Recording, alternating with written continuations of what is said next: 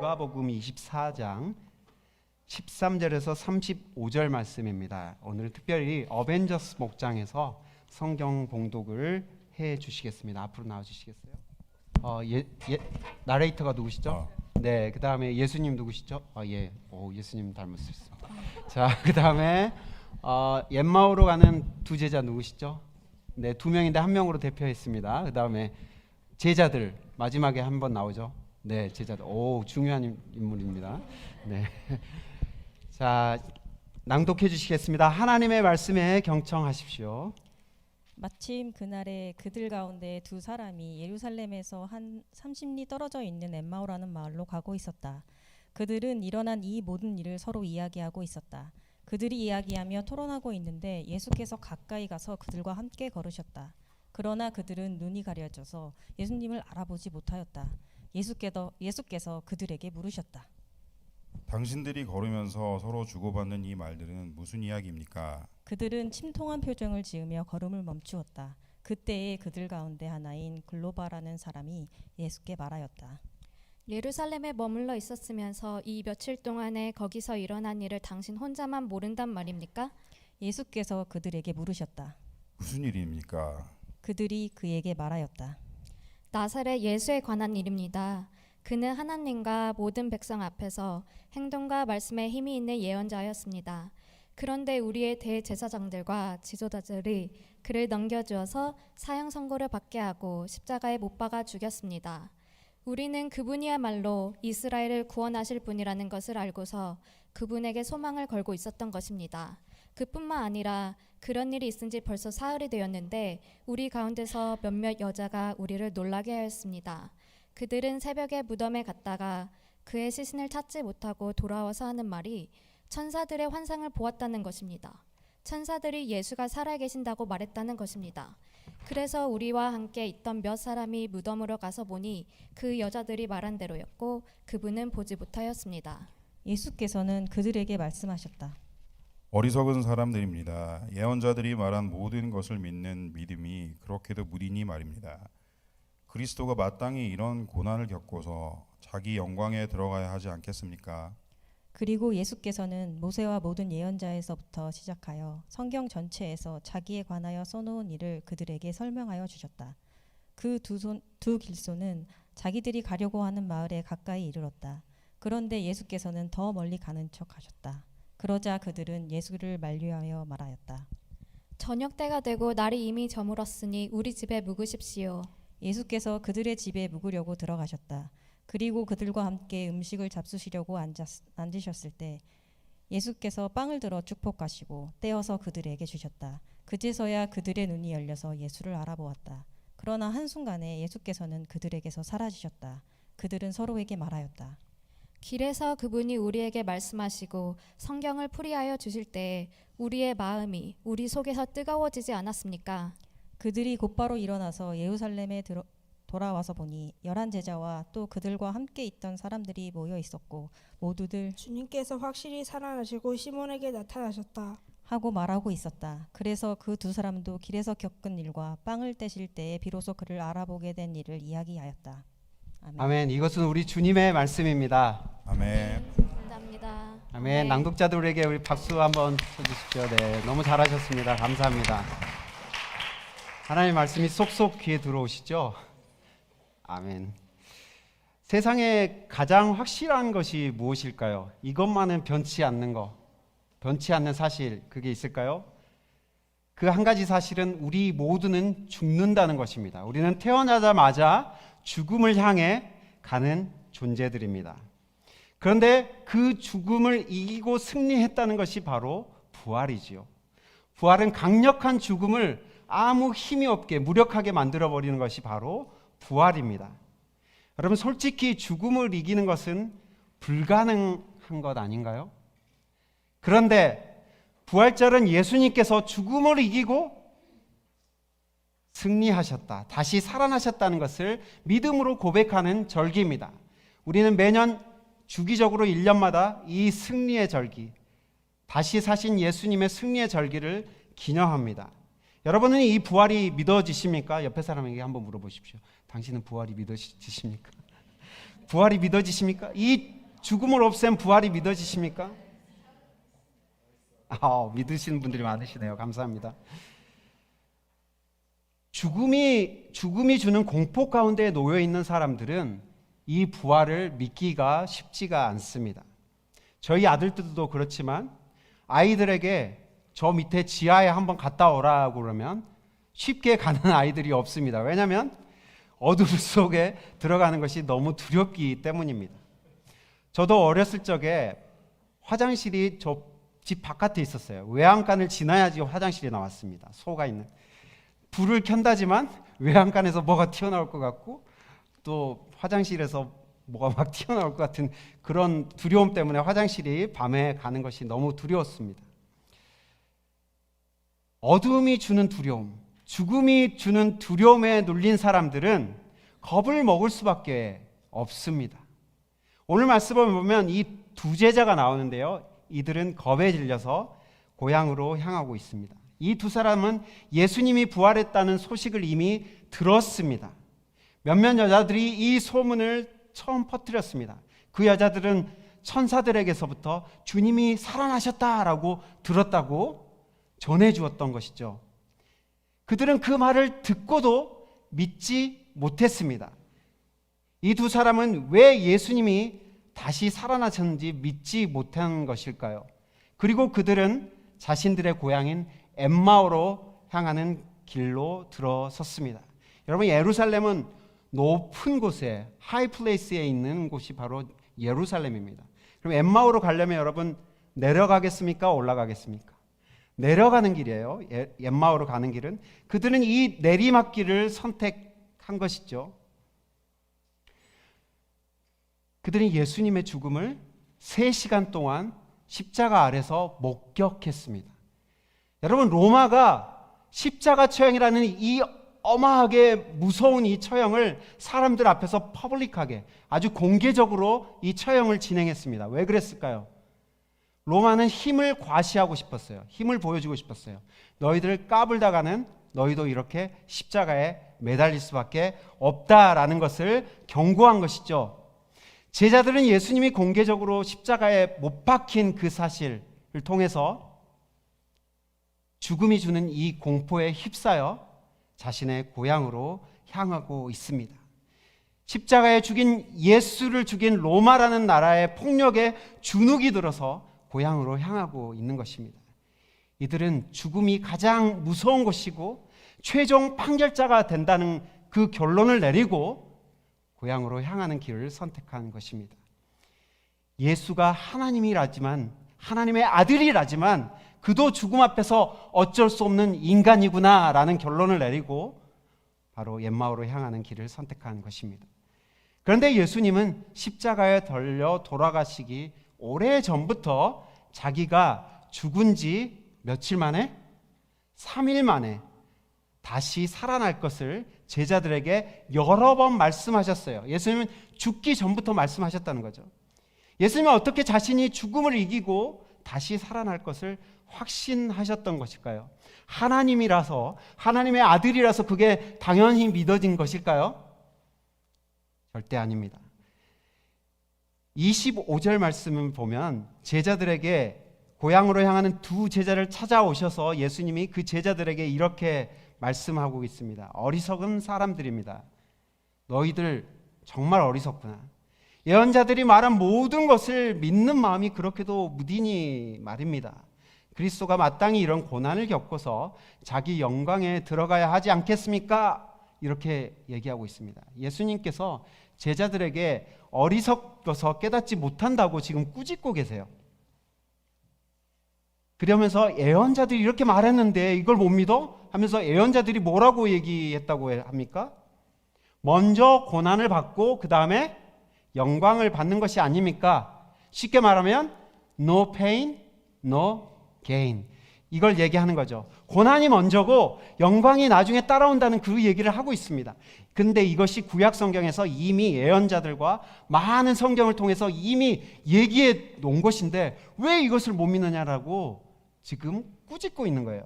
그리고 나서 예수님께서 하신 일이 무엇입니까? 예수님은 모세의 책에서 시작하여 모세책은 5권이죠. 모세오경이라고 하죠. 모세책에서 시작해서 예언자들의 책, 그리고 시편의 글들에서 자신을 말해놓고 자신을 말해주는 글들을 설명하시면서 자기가 죽은 후에 부활할 수밖에 없는 사실을 제자들에게 설명해 주고 계십니다. 이해시키고 계시고 있어요. 여기서 우리가 깨달아야 할 것이 무엇입니까? 예수님의 제자들이요, 예수님의 부활하신 모습을 보고 부활을 믿은 게 아니라는 거예요. 피지컬하게 예수님을 딱 보고 믿은 게 아니라는 거예요. 어떻게 믿었습니까? 구약 성경의 논리, 성경의 논리를 듣고 이해하고 나서 부활을 받아들였다는 것입니다. 오늘날도 마찬가지입니다. 우리가 부활한 주님을 피지컬하게 터치할 수는 없습니다. 하지만 성경의 원리를 우리가 믿고 나면 부활이 믿어지게 됩니다. 여러분도 제대로 성경만 알고 있다면 이 부활 신앙이 믿어질 수밖에 없다는 얘기입니다. 예수님은 도대체 모세글과 예언자들의 그린 이 구약 성경을 어떻게 설명해 주었길래 제자들은 구약의 이 논리가 쏙쏙 이해가 된 것일까요? 먼저 우리가 알아야 될 것은요, 예수님께서도 이 구약 성경의 논리를 이해하셨기 때문에 자신의 부활을 받아들일 수 있었다는 거예요. 아, 구약 성경에 이런 일들을 보니까 나도 부활하겠구나. 예수님 스스로가 그렇게 느끼셨다는 것이죠. 이것이 무슨 원리이기에 예수님은 죽기 전부터 자신의 죽음 이후에 영광의 부활을 확신할 수 있었던 것일까요? 구약 성경의 가장 큰 논리는 무엇입니까? 하나님이 끊임없이 인간의 죄와 죽음을 극복하시고 회복하신 이야기가 바로 구약 성경의 이야기입니다. 그러니까 성경의 이야기는 인간의 반역과 죄를 이겨내신 하나님의 사랑과 은혜의 이야기라는 것이죠. 한마디로 하나님의 사랑, 하나님의 은혜가 이 구약 성경에 들어있다는 것입니다. 성경의 역사는 죄에 빠진 인간을 하나님께서 어떻게 고치시고 치유하셔서 새롭게 하시는지, 그래서 하나님의 백성들을 어떻게 회복시켜 주시는지의 이야기가 바로 성경의 이야기입니다. 바로 은혜의 이야기죠. 성경의 이야기, 이 큰 논리가 바로 은혜와 사랑이었던 것이죠. 구약 성경의 첫 이야기에서부터 죄사함과 죄를 극복하시는 하나님의 은혜의 이야기가 시작됩니다.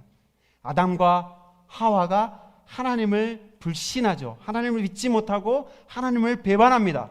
그런데 하나님은 어떻게 합니까? 그들의 죄 때문에 그들을 죽이나요? 그 자리에서? 그렇지 않습니다. 하나님은 그들을 위해서 무엇을 지어서 입히셨습니까? 가죽옷을 지어서 입히셨어요. 가죽옷을 지었다는 것은 동물의 희생이 있었다는 거예요. 벌써 거기서부터 예수 그리스도의 십자가의 죽음이 예고되고 있는 것입니다. 이후의 성경의 이야기는 인간 스스로의 죄와 이웃들의 죄로 말미암아 그 죄로 말미암아 죽을 수밖에 없는 인간들의 이야기가 펼쳐집니다. 이웃의 죄로 죽음에 몰린 자들이 누가 있었습니까? 아벨은 자기의 형인 가인의 죄 때문에 죽임을 당했으나 하나님의 구원을 약속받았죠. 또 요셉이란 사람은 자기의 형제들의 죄 때문에 이집트에 팔려갔지만 하나님께서 그를 통하여서 그의 민족을 구원하시기까지 하십니다. 또한 다윗이라는 유명한 왕은 시편 51편에 자기가 밧세바라는 여자를 범하고 나서 자기가 얼마나 죄인인지를 고백하면서 하나님 앞에서 용서받을 수 없는 나는 나쁜 놈입니다 라고 얘기하시는데 하나님은 그를 회복해 주셨었죠. 시편의 이야기들은요, 이렇게 거의 대부분 죽음과 죄로 말미암아 멸망 직전까지 갔던 사람들이 어떻게 회복됐는지 자신의 이야기를 노래로 부른 내용이 바로 시편의 이야기입니다.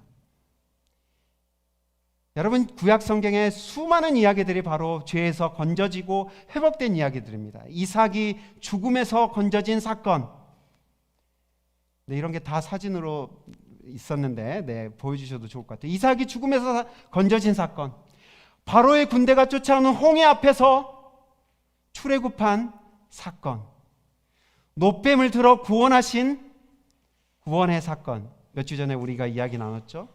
이 모든 이야기들이 하나님의 구원과 회복의 이야기, 구약 성경의 이야기가 바로 하나님의 은혜, 하나님의 회복, 하나님의 죄를 이기심, 죽음을 이기심, 그 이야기가 계속해서 반복되어진다는 거예요. 그러니까 구약 성경은 하나님께서 죄를 이기시고 죽음을 극복하신 이야기라는 것이죠. 이것을 통해 예수님은 확신했습니다. 나도 이 구약 성경의 이야기처럼 나도 십자가에서 죽지만 다시 살아날 수 있겠구나. 예언자들의 이야기도 마찬가지였습니다. 요나라는 사람은 예수님의 부활을 대표적으로 상징해주는 예언자였죠. 하나님은 이스라엘 백성들이 하나님을 떠나서 범죄하자 그들을 바다에 던져버리십니다. 무슨 말입니까? 이스라엘 백성들은 바벨론의 포로로 던져져 버리는데요, 이 바벨론을 성경에서는 바다로 비유합니다. 대표적인 말씀이 예레미야 51장 42절 말씀이죠. 바벨론의 포로로 자신의 백성들을 던져버리시고 하나님은 가만히 있으셨나요? 그곳에서 그들을 다시 회복시키셔서 약속 땅으로 돌아오시겠다라고 에스겔을 통해서 예언하십니다. 에스겔 말씀에서 37장 12절 14절 말씀은 이렇게 얘기해 줍니다. 포로로 잡혀간 사람들에게 이렇게 예언하고 있죠. 다 같이 읽어보시겠습니다. 다 같이 시작. 하나님이 말한다. 내 백성아, 내가 너희 무덤을 열고 무덤 속에서 너희를 이끌어내고 너희를 이스라엘 땅으로 들어가게 하겠다. 내 백성아, 내가 너희의 무덤을 열고 그 무덤 속에서 너희를 이끌어낼 그때에야 비로소 너희는 내가 주인 줄 알 것이다. 내가 내 영을 너희 속에 두어서 너희가 살 수 있게 하고 너희를 너희의 땅에 데려다가 놓겠으니 그때야 비로소 너희는 나 주가 말하고 그대로 이룬 줄을 알 것이다. 나 주의 말씀이다. 이 말씀은요, 자신의 백성들의 죄와 죽음의 권세를 깨뜨리고 회복하시겠다는 하나님의 예언의 말씀입니다. 에스겔 말씀에 이런 분위기를 구체적으로 보여준 예언자가 바로 요나 예언자입니다. 요나는 이스라엘 대표에서 바다에 던져진 사람이었어요. 선원들이 그를 바다에 던져지자 풍랑이 일던 바다가 잠잠해지죠. 그리고 그는 물고기 뱃속에서 며칠간 있었나요? 네, 3일간 있었어요. 3일간 있다가 다시 살아났습니다. 예수님이 이 요나의 비유를 통해 자신이 이제 언약 백성의 대표로서 십자가를 질 것이다 라고 얘기합니다. 그리고 요나처럼 3일 만에 내가 다시 죽음에서 살아날 것이다 라고 예언했죠. 예수님은 이런 일관된 구약 성경의 논리를 믿었기 때문에 죽음이 끝이 아니구나, 나도 이 죽음에서 다시 살아나겠구나, 그것을 확신한 것이고 제자들에게 그것을 깨우쳐 준 것입니다. 하나님은 죄에 빠진 인류를 심판하셔서 공중분해시키시는 무서운 하나님이 아닙니다. 우리 어린이 여러분, 하나님 무서운 하나님처럼 느껴지시나요? 네, 아니, 감사합니다. 하나님은 무서운 하나님이 여러분 아닙니다. 그런데 저희가 상상하기에 하나님은 아주 무서운 할아버지처럼 엄하게 우리를 바라보시는, 잘못한 거 있나 없나 그렇게 바라보시는 하나님으로 오해하는데, 하나님 그런 하나님이 아니라는 것이죠. 하나님은 사람들의 죄를 용서하기를 기뻐하시고 그들을 다시 그러니까 다시 살아나게 하시고 회복시키는 것을 기뻐하시는 은혜의 하나님이시라는 것입니다. 죄에 빠진 이스라엘을 무덤에서 일으키시어 다시 살아나게 하시고 회복시키시기를 기뻐하시는 하나님이시라는 것을 예수님은 믿으셨습니다. 그리고 그 죄된 인간을 대표하여 십자가를 지게 되신 자신 또한 무덤에서 머물지 않고 다시 살아날 것을 확신하셨던 것이고요. 구약 성경에 너무나 많이 나오는 하나님의 구원과 회복의 역사를 믿는다면 우리 또한 우리의 부활을 의심할 필요가 없습니다. 하나님의 은혜가 죄와 죽음보다 크고 강력하다면 부활은 필연적인 것입니다. 반드시 있다는 것이죠. 왜냐하면 부활은 죄의 취소이자 죽음의 취소이기 때문입니다. 죄와 죽음을 딜리트 해버리는 거예요. 여러분, 이 컴퓨터에서 블락을 딱 지정해놓고 딜리트 한 방 하면 다 날아가 버리잖아요. 그렇죠? 죄와 죽음을 십자가로 다 딜리트 해버렸다는 거예요. 예수님께서는. 죄로 말미암아 인간은 죽을 수밖에 없습니다. 하지만 하나님의 은총이 이 죄를 취소해버리고 없애버리신다면 죄의 결과인 죽음 또한 취소되게 되는 것입니다. 우리의 죄 때문에 하나님이 입은 데미지보다 하나님의 사랑이 더 큽니다. 하나님은 우리의 죄 때문에 받은 상처와 데미지 때문에 우리를 심판하는 것이 아니라 용서하시고 죄를 아예 잊어버리겠다고까지 약속하셨습니다. 하나님의 사랑이 우리 죄보다 크기에 우리는 부활할 수밖에 없습니다. 엠마오로 내려가던 두 제자는 이 성경의 논리가 이해된 것입니다. 그때부터 마음이 아주 뜨거워지기 시작했죠. 여러분이 아무리 성경을 많이 읽더라도 이 논리를 깨닫고 이해하지 못하면 아무 소용이 없습니다. 죄범한 인간이 심판과 환난과 징계를 받고 새로워지는 이야기가 바로 모세와 예언자들과 시편의 이야기입니다. 이 논리를 이해하는 사람만이 부활의 기쁨이 임하는 것입니다. 오늘 엠마오로 가는 두 제자처럼 말입니다. 여러분, 세상에는 두 가지 길이 있다고 할 수 있습니다. 오늘 말씀으로 보면요, 엠마오로 내려가는 길과 예루살렘으로 올라가는 길이 있을 수 있을 것 같아요. 엠마오로 내려가는 길은요, 사명을 피해 후퇴하며 도망가는 길이고요, 예루살렘으로 올라가는 길은 그 길을 돌이켜서 사명을 따라 전진하며 상승하는 길, 엘리베이트 되는 길입니다. 부활신앙은 죽음의 공포 가운데 휩싸여 있던 제자들의 발걸음을 다시 예루살렘으로 돌려놓았습니다. 부활의 신앙은 제자들을 죽음의 권세가 여전히 왕노릇하는 예루살렘 속으로 향하게 하고 그 속으로 뛰어들게 만들었습니다. 부활의 신앙은요, 죽음과 맞서 싸우는 전투의 장소로 우리를 밀어 넣습니다. 예루살렘으로 돌아가게 되면 내 목숨이 다시 위험에 빠질 수밖에 없다는 것을 그들은 알았지만 다시 예루살렘으로 향한 것입니다. 대신에 엠마오로 내려가는 길을 선택하면 위험을 피할 수 있고 고난을 피할 수 있으며 진리를 따라 살아가려고 하는 부담을 피하며 살 수 있습니다. 엠마오로 가는 길은 넓은 길이며 부담 없이 내려갈 수 있는 길이기 때문입니다. 중력이 아래로 이끄는 대로 내려가면 되는 아주 쉬운 길처럼 보입니다. 하지만 예루살렘으로 돌아가는 길은요, 가파른 언덕길입니다. 진리를 행하며 살아가야 된다는 부담스러운 곳입니다.